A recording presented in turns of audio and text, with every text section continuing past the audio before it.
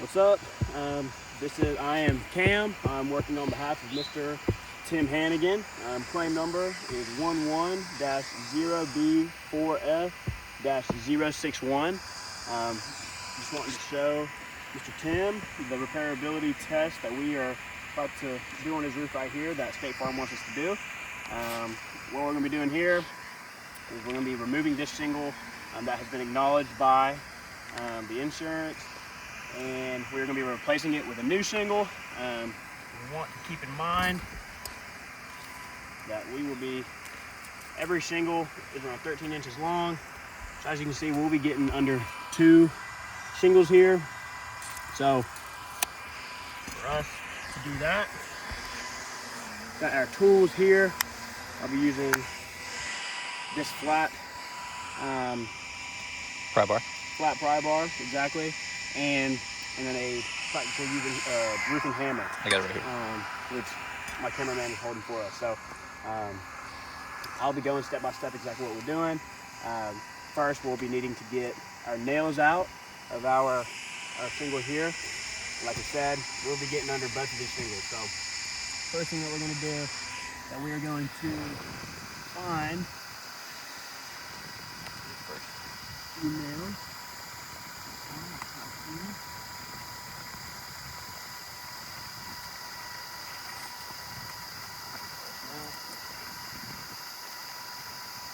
And I'm trying to be as careful as possible not to lift these shingles any more than that's needed so that I can get these nails.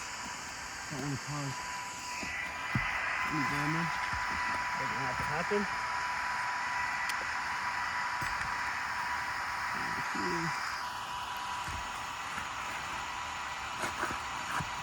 This one, we gotta.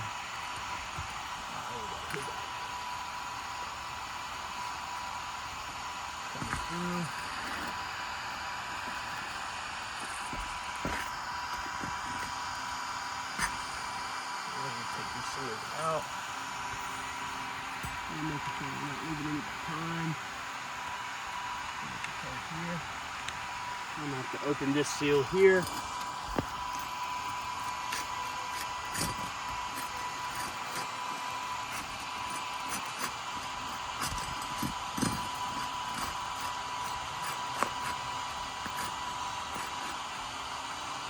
you can see from my head, it's very hot out here. It's very hot. What? 86 out here and about 100 on the roof. 100 degrees on this roof right now. So we're getting under the second row right now.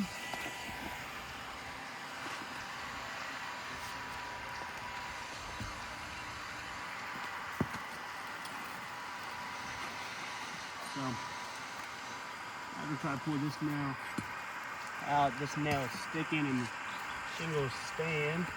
Nail pull. Got a nail pull here. Now make sure that we show that. We actually have 2 of them. So you're saying the shingle came up but the nail didn't? Yes. Okay.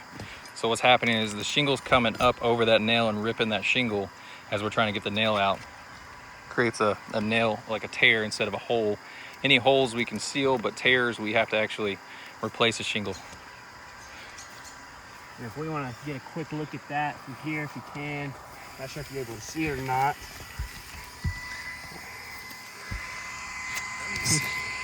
Here's one. Oh, right there. So basically the nail staying, shingle came over, delaminated, as we can see over here to the side. The shingle is actually delaminating and coming loose and slipping. Yeah. And that's the shingle above our damaged one. Do that one again. Yep. Oh, and you see traces of mat transfer after separating it too. So that's what we're concerned about. If that adhesive comes off the back side of those shingles, then they won't reseal. Manufacturer designs them to where they seal over top of each other. Looks like we missed a nail right here as well on this first row.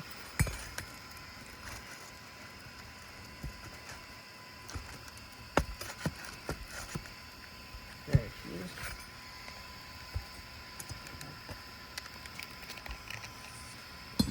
Here.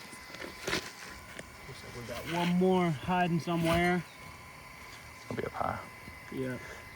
Looks like it's just right here. See, go under here. Yep. Here, go into this one to get to it.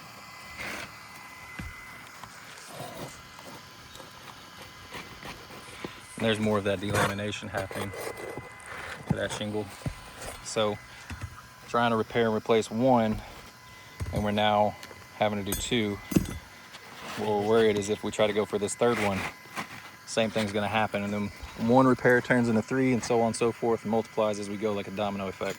Looks like we have one last nail here to get our first shingle out that we needed to get.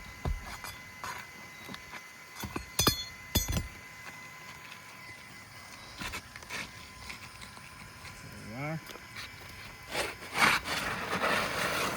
we are. So with one shingle, so what we'll do is we'll get tarp and seal that top one, because we're trying to assess this bottom one, the actual damaged shingle. And what's happening is that one completely delaminated while separating and trying to pull that bottom shingle out. And that was our concern. For example, one of the damaged shingles that was marked by insurance, we had another one right over here that did the same thing.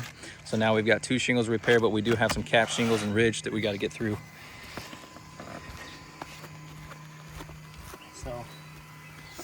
So what we're gonna do is we'll replace this one. We'll put a tarp on the next one. We brought one shingle for one shingle repair.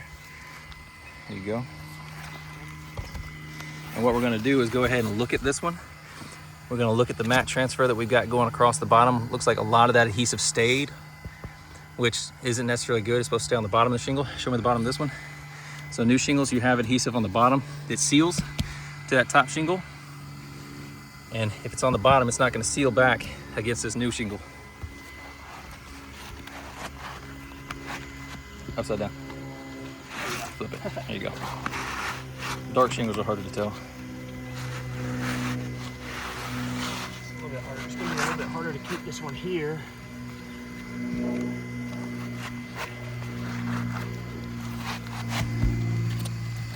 Get under there. Here we are. Get that exposure up. Slide that one up a little bit more. Edge along there. Yeah, there you go. A little shake. Come down a little bit, you'll cover that gap. There we go. That second one being off, it's kind of hard to tell. All right. Straighten up that right side. You're good. Alrighty. Okay. We'll take some nails.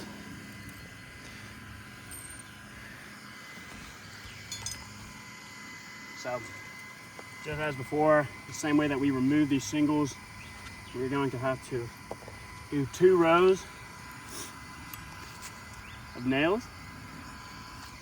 First, we're going to come under here. Yeah, so they go right there.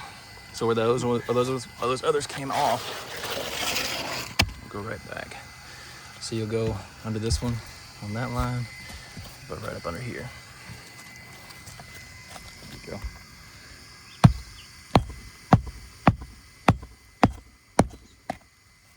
Trying to keep the shingles above And go ahead and show as flush as possible. Yep, put that hammer up to it. Let's show them. The reason that hammer has to be flush, it has to drive that nail flush with the decking. It can't be crooked. Nail's got to go in flush too. So that's why we have to lift that shingle just a little bit more for that nail, that hammer to hit and strike flush. But we also have to watch out and try not to tear that top shingle. And we're going to give it our best effort.